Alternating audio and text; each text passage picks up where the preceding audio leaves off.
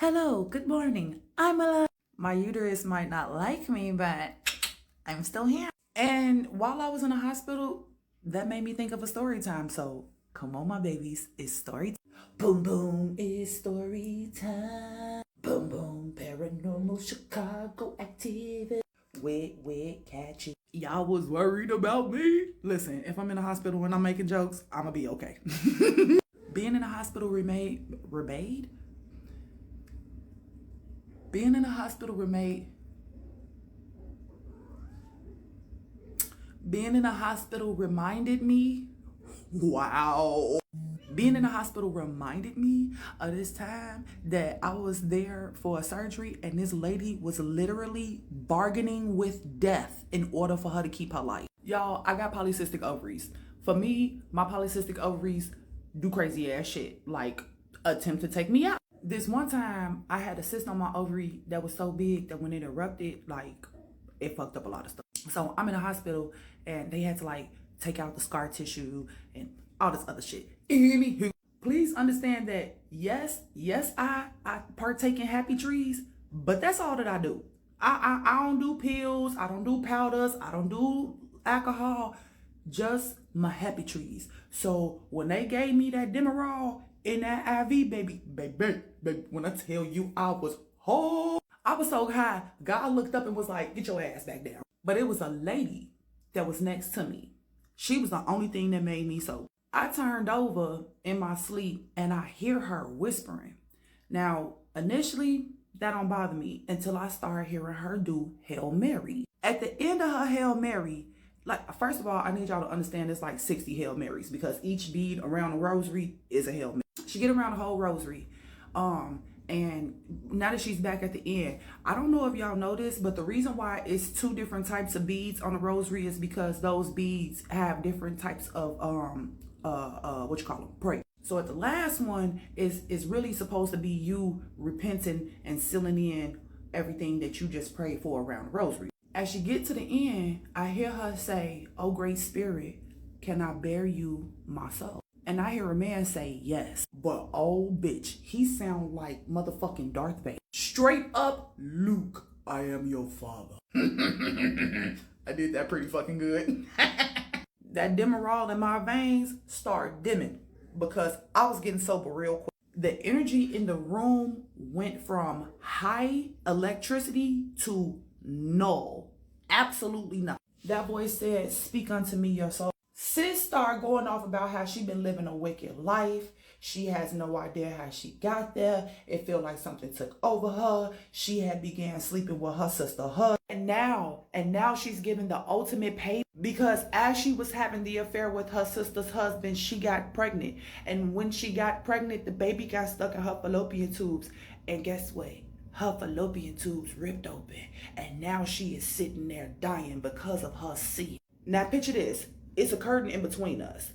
However, the back of the curtain, back by the wall, which is where our head is open. I can see her. I see her clearly. She got her rosary in her left hand and she has her right hand out. She says, "If my soul is worthy of forgiveness, reach out and touch me, spirit." Baby, when I tell you it felt like Frozone walked into the room, the air got sub-zero frigid frost. I'm talking about I can see my breath. It's so damn cold that my hot ass breath is almost making snow in this bitch. Do you hear me? I look down towards the end of our beds. It's nothing but darkness in the corner. I cannot see anything, but it's more dark than normal. Let me tell you, we were in Rush Hospital, okay? Now, here's the thing about Rush Hospital. It's in Chicago in our medical district, right? The medical district has a plethora of streetlights outside. So even if it's nighttime and you have your room lights off, you're still going to have light coming from outside. It wasn't no light coming in. It wasn't no light coming in. A voice from nowhere said, "Weary soul, do you think that you are worthy of the forgiveness of the spirit?" She said, "Yes, spirit, I was weak in that time of judgment, and I don't think I can ever express how sorry I am. I deserve forgiveness." Spirit said, "You deserve forgiveness from something that you're still partaking in? She say, no, spirit. No, I'm not partaking in. Baby, that thing growled. And I'm talking about a low, deep, straight from your gut growl. My heart is beating so fast and loud that I hear it and feel it in my ears and my throat. Spirit said, your wickedness has become your undoing. And even now, in your moment of judgment, you choose wickedness. Bitch, I am laying straight on my back looking up at the ceiling. I don't know what the fuck made me do it, but I just looked over a little bit and she was looking right back at my ass. Bitch, I just turned my head and looked right back up at the ceiling because hell to the motherfuck no. Leave me up out of your shit. She say, Spirit, I'm sorry. I was weak and I thought that maybe, just maybe I would be chosen. And he said, ooh, Spirit said, you put trust into flesh when you should have put it within the spirit. And now you're gonna feel it. The spirit dissipated into the ether. Just as fast as the cold air came into the room, heat came and took it back up. Baby, I'm sitting there the whole time doing my mantras because, honey boo boo, whatever you got going on over there, I'm gonna need you to keep it over there. Don't look your little ugly beady eyes on over here. Matter of fact, let me close this curtain. In the midst of me reaching over to close the curtain, she turned her head and she looked at me. This woman's eyes was grayed out as if she had glaucoma. But that's not the way that she looked when I first seen her. Her eyes was chocolate brown, full of life when I first seen her. She looked at me and she say, Star Child, has the spirit forsaken me? You asking me about your judgment? She reached her hand out to me and she say, Star Child, the spirit has forsaken me. Please help. This is going to be so bad for me to say, but y'all, this woman had the beautiful face of like a 25 to 30-year-old. But her hand, gnarly and chewed up like an old 90-something-year-old witch. Bitch, I'm not finna touch you. The fuck? What you trying to get me caught up with you in the spirit of death, girl? You better, She get to crying. I'm talking about hysterically crying. Lord, why have you forsaken me? Why have you forsaken me? I'm still your child. She get to pulling out her hell. When I tell y'all, I picked up that call button and proceeded to smash the shit out that motherfucker. Get y'all ass up in here now, because Buddy is losing her shit. Come get her. Either come get her or come get me. I gotta get the fuck up out of here. In the midst of me pressing this button, she screamed. I'm talking about she screamed at the top of her lungs. Blood curdling, do you hear? My whole body go frigid. I can't move. I can't breathe. It's as if I'm under a sleep paralysis. Bitch, I look over and out the shadows came a black hooded figure. That motherfucker turned his head and looked at me. And bitch, I looked the other way because he ain't got time for you today, Dev. Do what you gotta do. Now here come Mr. Darth Vader. Wayward soul, how do you plead? She say, not guilty, spirit. I followed my heart and that's how God made. Spirit said, then your judgment is final. Spirit slid the window open. And as soon as he did, heat started flowing into the room. Now here's something I want to remind y'all of. It was February. I mean, it's cold outside. Where the fuck the hot wind coming? Do you know how you can poke a piece of paper and hold it up to the light and the light come through that little hole? Yeah, picture that in the middle of an open window, but the light is red. Spirit got to saying something in Latin I don't understand. Sits on this bed doing Hail Marys again. My ass is looking the other way, doing my own mantras to protect me from the fact that she finna get sucked down into a portal to hell. You know that sound when like air gets sucked out of a room? That's what I heard. And when it was done, her life monitor started going off because homegirl was, be careful with that scarlet letter, y'all, because the scarlet whore's curse will come back and hunt your ass. The second I read the scary story that was sent to me via email, I knew I had to share it with you guys because it takes place in Mackinac Island, and I'm from Michigan. If you're a scaredy cat, go ahead and swipe on by because some of these stories that I share are quite bone-chilling, but if you are ready, get sat and let's get into it. The email reads, Hi Casey, I'm sending you this because I live on Mackinac Island and people don't understand how deeply this place was changed by what happened to Frances Lacey. If you didn't know, in 1960, Frances was a 49-year-old widow who was visiting the island with her family when she went out alone for a peaceful morning walk, but she never came back. Her disappearance shocked everybody because Mackinac Island isn't just small, the entire island is walkable. It is impossible, and I mean impossible, to disappear from without being seen. Yet days passed before they found her body, and it was hidden in the woods off of Lakeshore Road. The condition it was found in and what they found out happened to her, I won't go into much detail because it was very gruesome, but it became the only homicide to date that has ever been recorded on the island. It was so disturbing that the state police had the FBI take over. They started questioning everybody, employees, tracking visitors, monitoring ferries, combing all of the woods, and still, to this day, no one was ever arrested and no answers have ever been given. Growing up here, you're taught where Frances was last seen, where she was found. And last summer, just before sunrise, I walked near that same wooded area, thinking about how quiet it must have been when she realized she wasn't alone. The moment I stepped into the trees, everything went silent. No birds, no wind, and then I heard a woman scream from deeper within the woods, sharp and panicked, but it cut off so fast. It felt wrong. It felt like it was stopped. It didn't echo. It didn't fade. It just ended. After that, I heard movement in the brush moving away slowly, not running. And I stood frozen because it felt less like a haunting and more like the island replaying something that it never let go of. What unsettles me most is after that, I started quietly asking around. I learned that I'm not the only one who's heard this kind of scream in those woods. And people say that the island watches and the island knows. Some say that the scream is the haunting of Frances, and I really hope that one day her case is solved and people find out what happened to her with actual answer. But there's another part of me that wonders if the island has already decided to keep what it took. Thanks so much for taking the time to share my story and to listen.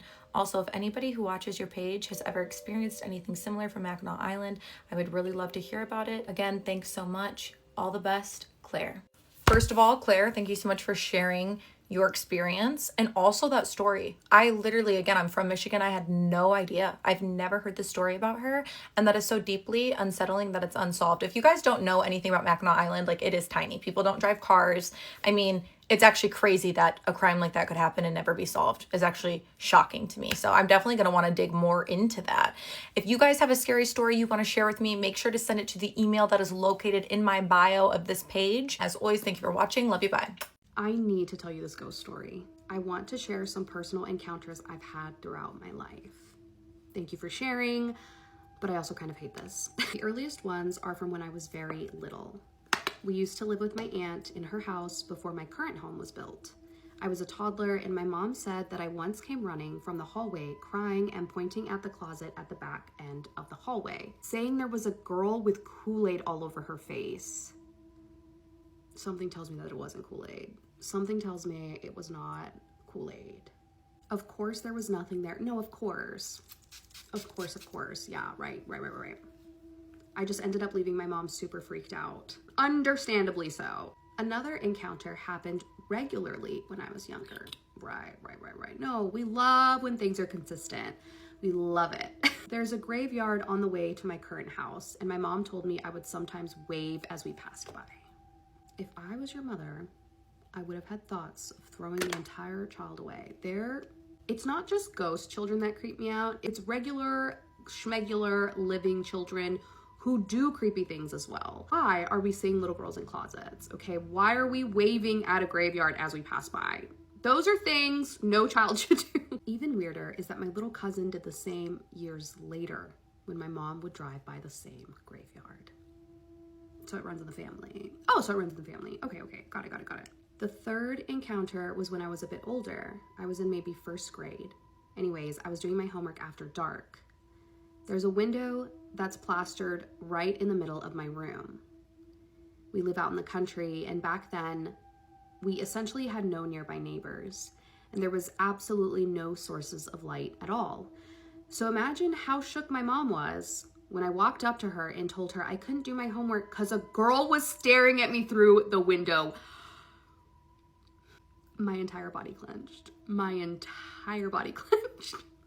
What do you mean? Your poor mother She's so tired at this point, okay? She is so tired and terrified. Let's give her a break. She, of course, checked, and there was nobody there. Okay, now on to the encounters that I can actually remember. Oh, good. No, great. These happened when I was a teenager, and for some reason, they happened when I was home alone. I wonder why. You need to start doing buddy systems. For sure, if you have ever been in a home that you feel weird or you've seen ghosts, buddy system, okay? We need to start being smarter about these things. Let's stop staying home alone, okay? Let's stop doing that. The first teenage encounter was when my family was out visiting friends.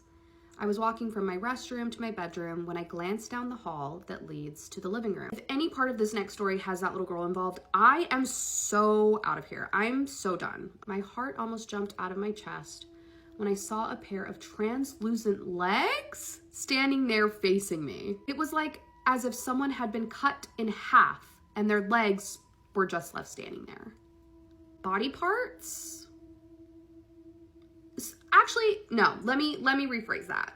Probably not as scary. I think faces probably would freak me out the most, especially smiling ones. Body parts, okay, I could do with some ghost legs. I wouldn't mind seeing some ghost legs. Yeah, now that I think about it, pretty low on the rating scale of scary things. Legs, okay, I could do. I'm gonna need to do like a ranking system on which body part, if I were to see it just by itself in a ghostly translucent fashion, would be the creepiest. Legs, I would say at this point, probably last. Arms would probably creep me out because I would feel like they would come and grab me. Well, separate conversation. They were wearing some sort of khaki looking rugged material pants and dark colored shoes, if I remember right. Anyways, I bolted into my bedroom and stayed there for close to an hour.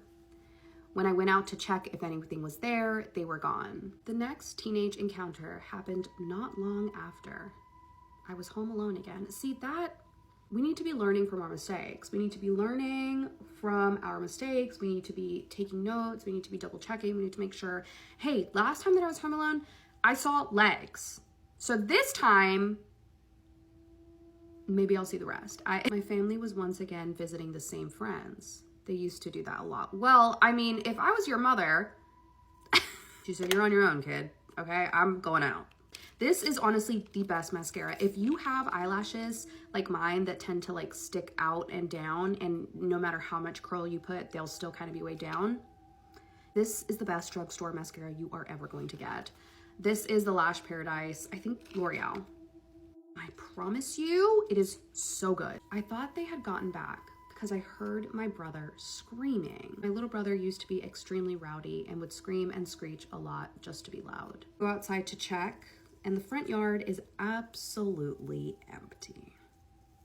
All right. There's a giant rose bush to the right of the entrance of my house that obscures the view.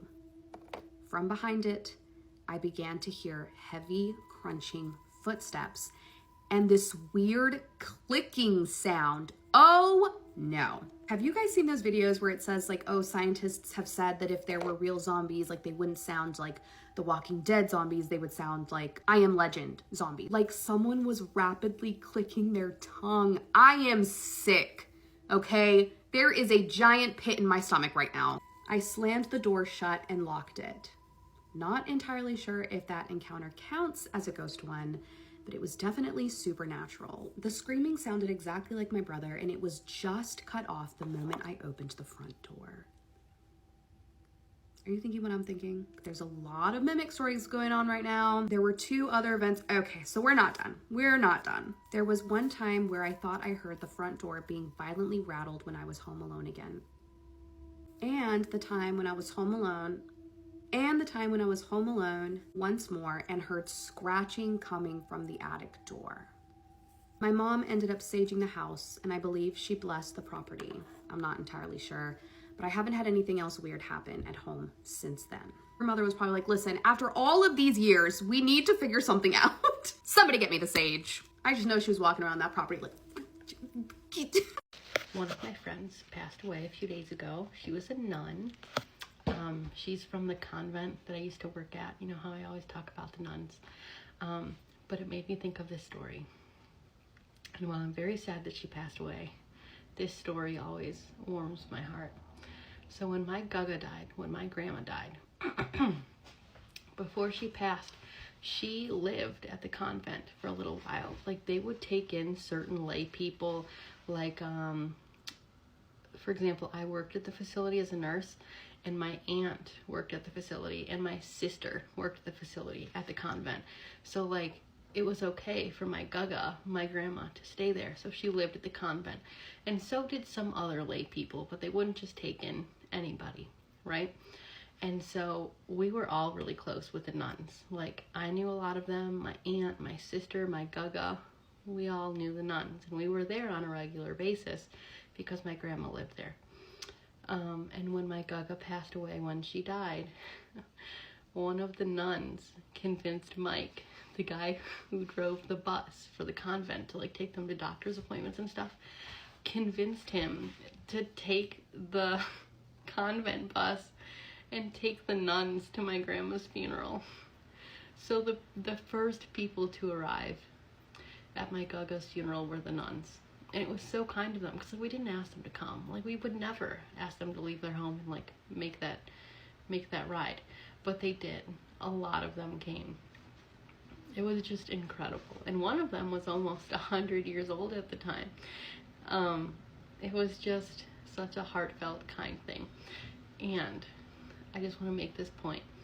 I see on this app all the time, people say that all nursing homes are bad and all assisted livings are bad, and, you know, they don't do their jobs and they're not clean and whatnot. That's not true. That's not true. Because I've worked at some facilities that were really excellent. The convent was technically a long-term care and assisted living. Now it was run by the nuns, so you know it's good. There were lots of different orders. You know, you had St. Joseph nuns, you had the Notre Dame nuns, some rabbis lived there, priests lived there, we had Byzantine nuns, we had some lay people. So it was really just a big religious congregation. You didn't necessarily have to be Catholic to live there, but they wouldn't take just anybody, you know what I mean? And that's because it was like a religious organization. It was run and owned by the nuns. But my point is, there are some really, really good facilities. I would recommend that, well, I recommend to my patients quite a bit. Like, if you're going to have surgery, or you know you're going to need to go to a facility for rehab or whatnot, you can go and tour these facilities before you decide where you want to go, before you have surgery. You know, see what your insurance company is going to cover, get a list from the insurance company of places you can go, and go tour them, and go look at them. Go see what you think. You have options, okay? And really, when you think about it, when you're more prepared for the transition and you get to choose, I think overall it's a much better experience. I also worked at a facility that was, so a family owned a big house, like a big mansion, and I might get this story wrong, I'm gonna do my best. One of the family members got very sick, and they basically turned the home and made it adaptable for that sick family member, and had nurses and whatnot come in, and then someone else in the community a long time ago got sick, and then the nursing staff started caring for them. And basically this big mansion in the area became like a live-in facility, and then they built a huge building facility behind it. So like the mansion is set off from the nursing home. It's very interesting. I'd have to show you a photo, but that place was also very nice. So I never worked in big chain places, you know, like some facilities are all owned under one organization. I've never worked for a place like that. I've been in them, and for my job I go to a lot of facilities, so I know there are some that could use improvement. I'll just say that. But there are some good facilities. Just want to end this on a positive note. If you ever get the chance to visit a convent, sometimes they'll have events, like where I used to work, they had car shows, and they would have like ice cream socials. If you ever get the opportunity, go. They're wonderful people. They're worldly people. They're exciting people. And the poor Claires, to see poor Claires like in real life, because after poor Claires joined the convent, You usually don't ever see them again.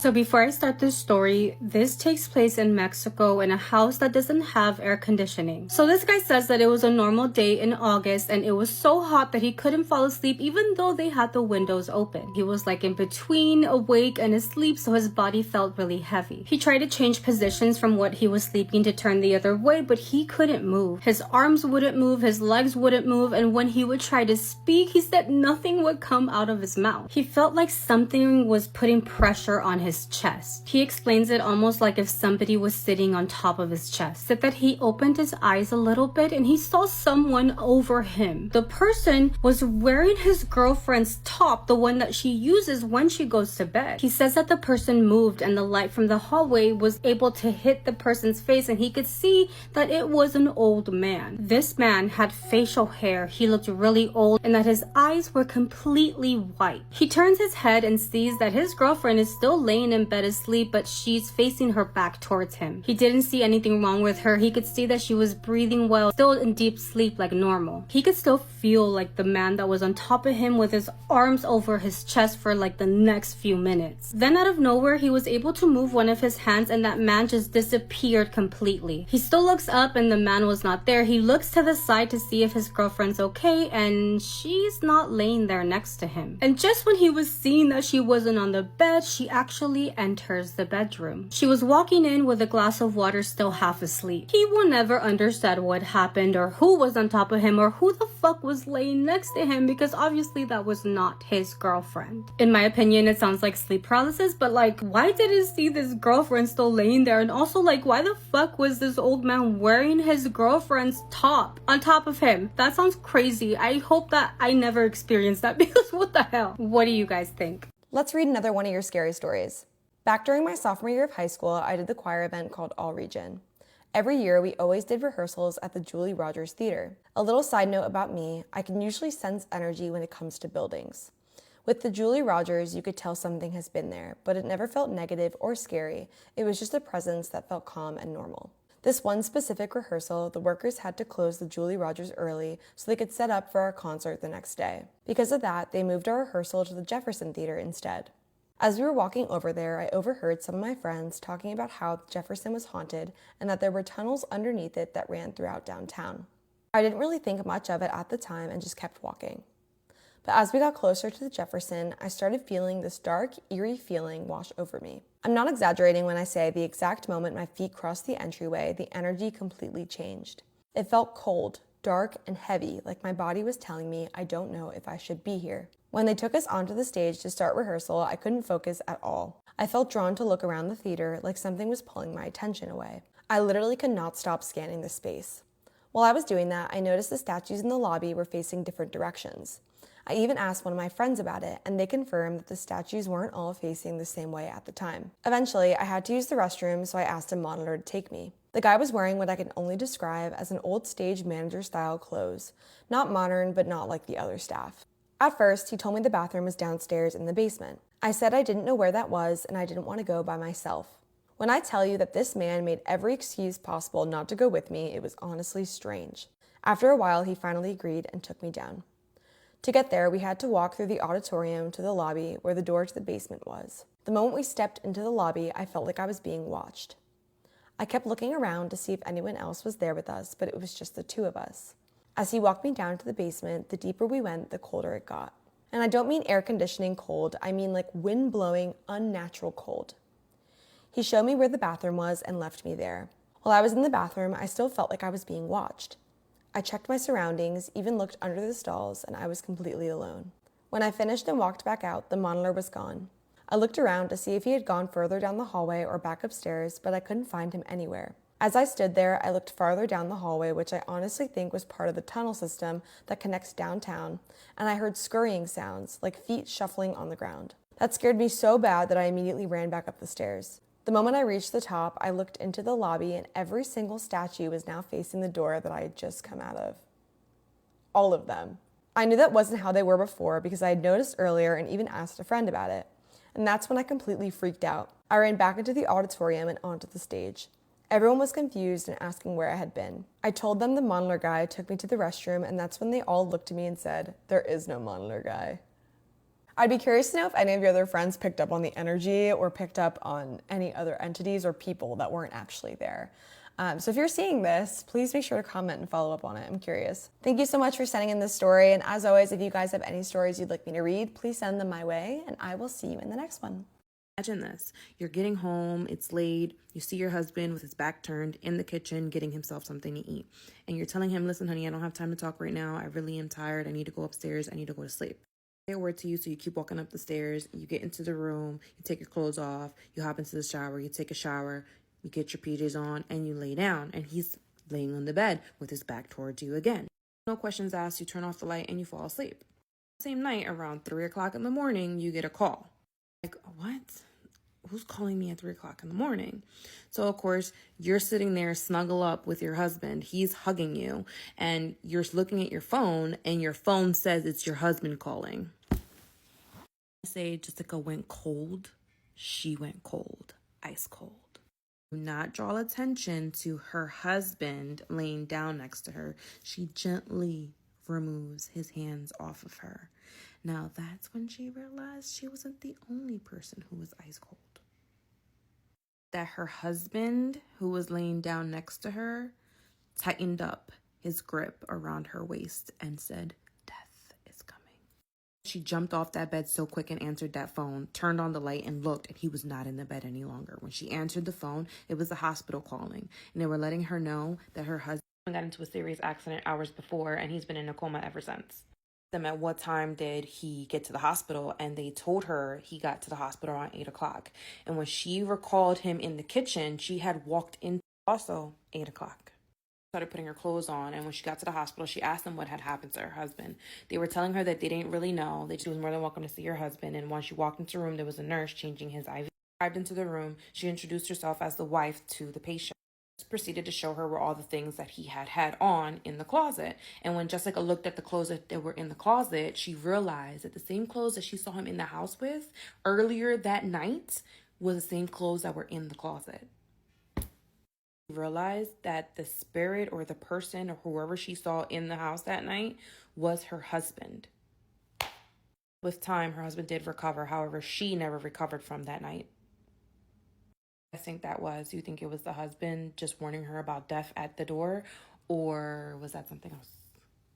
Some urban legends are just stories, but these are the ones that keep me up at night. One of my followers told me to talk about the Yahi that's in Australia, and trust me, I will not be visiting there anytime soon. So apparently there's an urban legend that's been whispered for thousands of years, long before cities, before roads, before maps. And the people of Australia call it the Yahi. 7 to 10 feet tall, covered in thick, dark hair, long arms that hang too low, like they don't belong to something human. But the scariest part about the Yahi is that people don't usually see it first. They hear it. It starts with footsteps, slow, heavy, circling your campsite, not crashing through branches but stepping around them, like it knows how to move without being noticed. Then comes the smell. Rotting leaves, wet fur, something old. Campers report waking up in the middle of the night feeling like they're being watched, and realizing the forest had gone completely silent. No insects, no wind, nothing. And that's when the screams begin. Not animal screams, not human screams. A deep howl that sounds like rage and grief mixed together. People have said that it vibrates through your chest more than your ears. Almost like your body knows something is wrong before your brain is able to process it. One Australian man claimed he saw glowing eyes between the trees, too high to belong to any known animal. He froze, unable to move, as something massive stepped forward. He said it didn't attack, it just stood there watching. Another group of hikers followed what they thought were human footprints, bare feet deeply pressed into the mud, until they realized the stride was impossible. Each step was over 6 feet apart. They turned around and the footsteps stopped following the trail and instead started circling them. Indigenous Australian stories warn the Yahi isn't just a creature, it's a guardian. And if you disrespect the land, it doesn't chase you, it waits. People who encounter the Yahi often say the same thing. They felt an overwhelming overwhelming sense of dread. Some swear the Yahi can mimic voices, calling your name from the trees, sounding exactly like the people that you trust. And here's the part that keeps me up at night. Every year, people go missing in the Australian bush. No signs of struggle, no bodies, just campsites left untouched, food still cooking, tents still standing, almost as if whoever was there simply walked into the forest and never came back out. So if you ever find yourself deep in the Australian bush and you hear footsteps that don't match your own, do not follow the sound. Because the legend says once the Yahi chooses you, the bush does not give you back.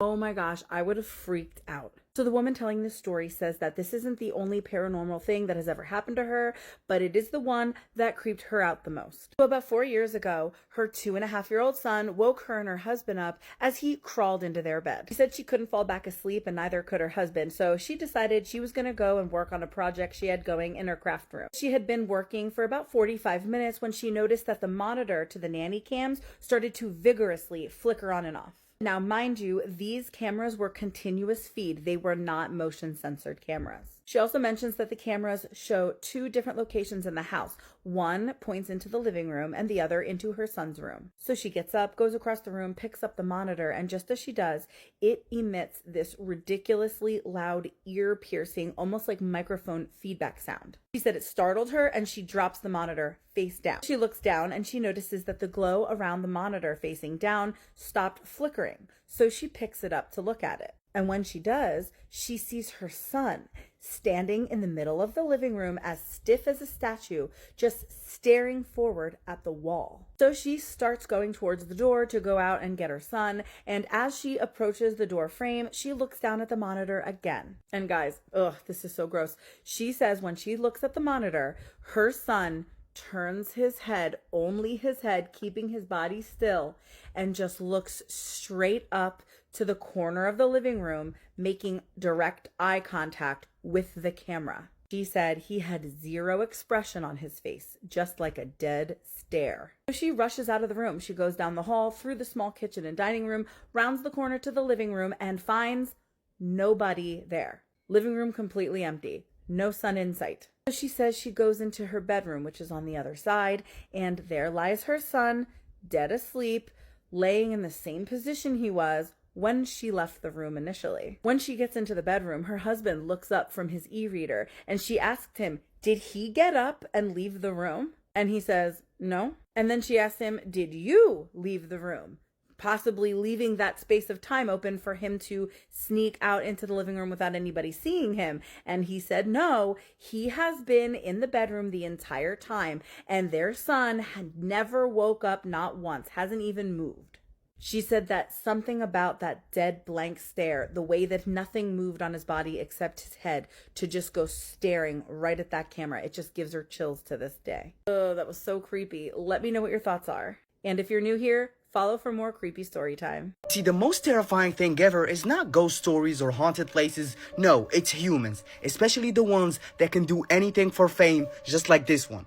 The guy you're looking at right now is Luka, or Eric, or I don't know, call him whichever you want to call him. It doesn't fucking matter. He changes his name every time. What really matters is what he did. Around 2012, all what this guy wanted was fame, okay? He wanted to be talked about. He wanted to be famous. So for that, he started posting videos on the internet, going like, hey, what's up everyone? Today we are doing this vlog right here. And then he clicks post, okay? The problem is he was getting no views. Literally, every time he posted something, nobody gave a shit, okay? So he low-key got mad. He was like, nah, I need to get views, so I need to change something. You see, while thinking about that, he got a terrible idea that nobody even thinks about, okay? But the problem is, he decided to do it. Okay, this is where the story becomes genuinely disturbing because you're not ready for the idea that he got. The idea was to unalive somebody, yes, in real life, and then record everything. Like record how he's doing it to show everyone and then post it on the internet because obviously he wanted attention. On that same year, Luka picked the person that he wanted to unalive, and it was this guy right here. This guy's name was Junlin, and he didn't ask for anything, okay? He was a chill medical student, but sadly it had to be him. So long story short, this guy really did it, okay? He unalived Junlin and then posted it on internet. And at that time, the video went viral, okay? Everybody was looking for it. Everybody was looking for it and everybody was talking about him, and he liked it because remember, that's all he ever wanted. After unaliving Junlin and posting the video, he was like, nah, that's not enough. So he decided to mail the body parts, yes, like body parts of the body like hands, legs and all that, to offices and schools. Now, why the fuck would you do that? Well, by doing that, he simply wanted more attention, and he also wanted to provoke the police. So when the police received the body parts, they were like, nah, what the fuck are we doing? Let's start to look for him. You see, it was already too late because he already thought of that, and he's in Europe. You see, while they were looking in his country, this motherfucker fled to Europe and he's chilling there. And when I tell you that he was chilling, like I mean it literally, because one time he went to an internet cafe and he went there like he didn't do anything. But when he went there, one of the random people who were in the same place recognized him, okay? I'm telling you, the man was really famous at that time for what he did. So the man who recognized him immediately called the police, but he did it secretly. He was like,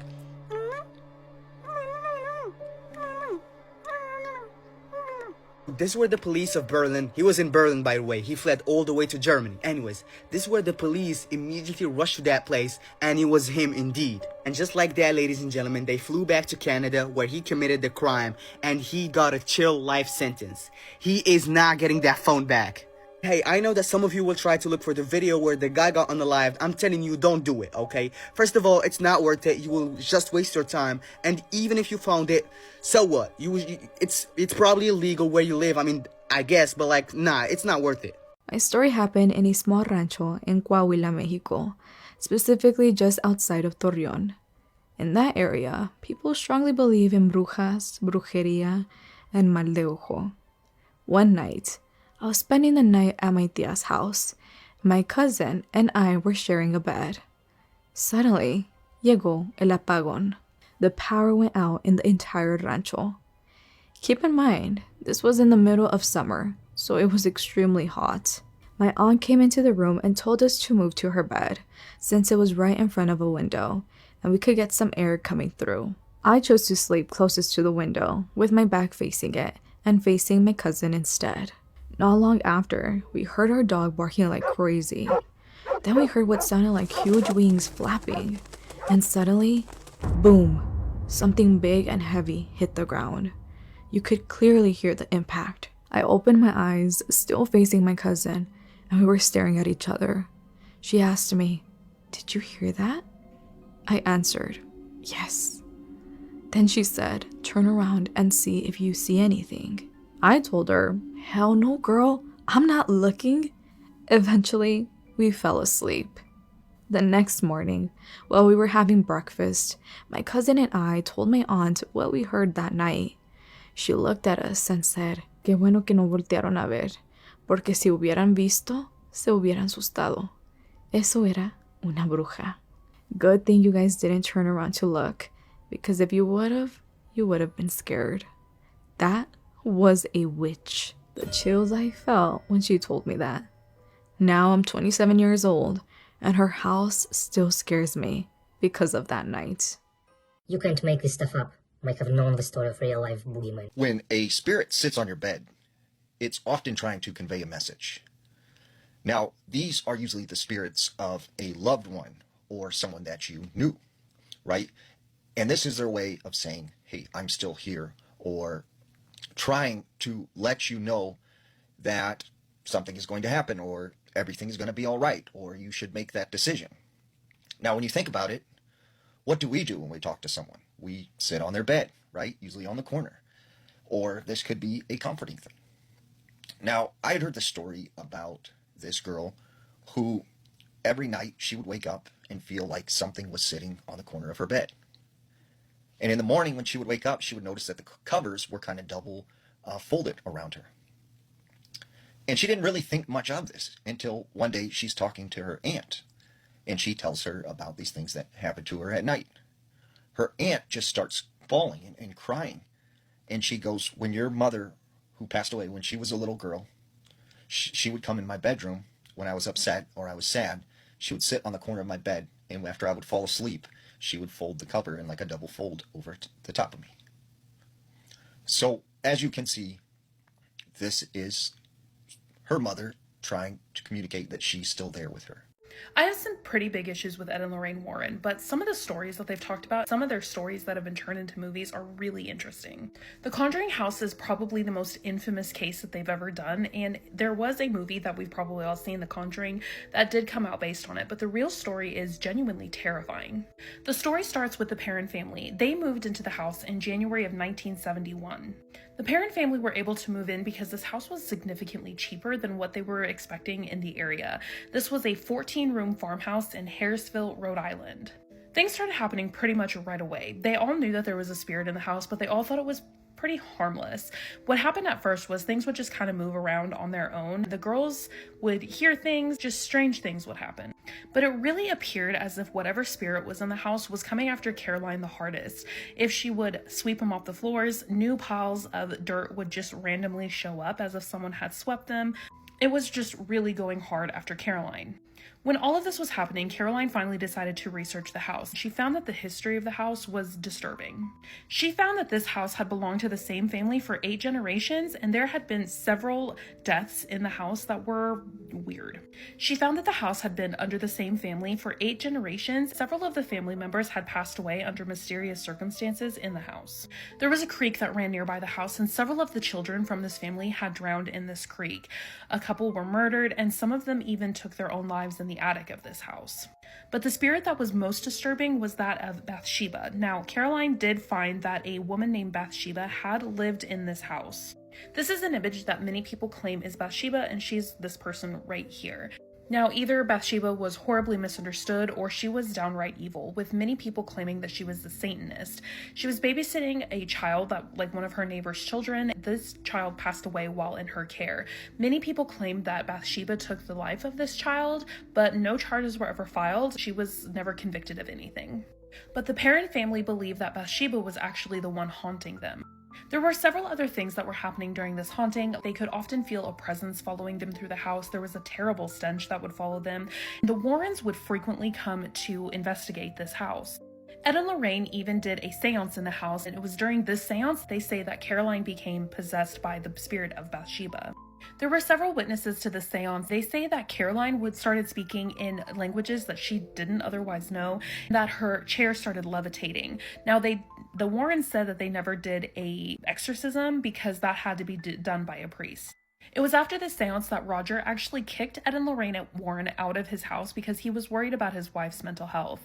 The family went on to live there for 10 years. So what are your thoughts? Do you think it was true or just a hoax? Let me know your thoughts down in the comments and follow for more creepy things. This is the terrifying moment. A woman escapes onto her roof only for the intruder to pop up behind her. This is genuinely like something off a horror film. It was autumn 2014 in beautiful Venice, California. Melora Rivera was having a chilled morning. She was still asleep, tucked up in her bed. She was a young woman living alone, incredibly talented, trying to make it in the film industry. She worked as an actress and had starred in the Whitney Houston film Sparkle. But on the morning in question, she woke suddenly to a loud banging noise. And at first she was like, is someone banging on my door? But the noise was so loud, she then realized, oh my god, somebody's actually breaking the door down. Her heart starts absolutely racing, as it would. She's disoriented, she's only just woken up, she doesn't even particularly know what's going on. She suddenly saw a figure appear. And she had no clue who this was, but she wasn't about to hang around and wait and ask questions. She jumped up and headed for the roof. She was like, I need to get to safety. And as she's shaking, she's trying to dial 911. She was like, oh my god, please come quickly. She made it to the roof. She's scrambling and started cowering under a ledge. She was like, I need to kind of conceal myself in case this guy is following me.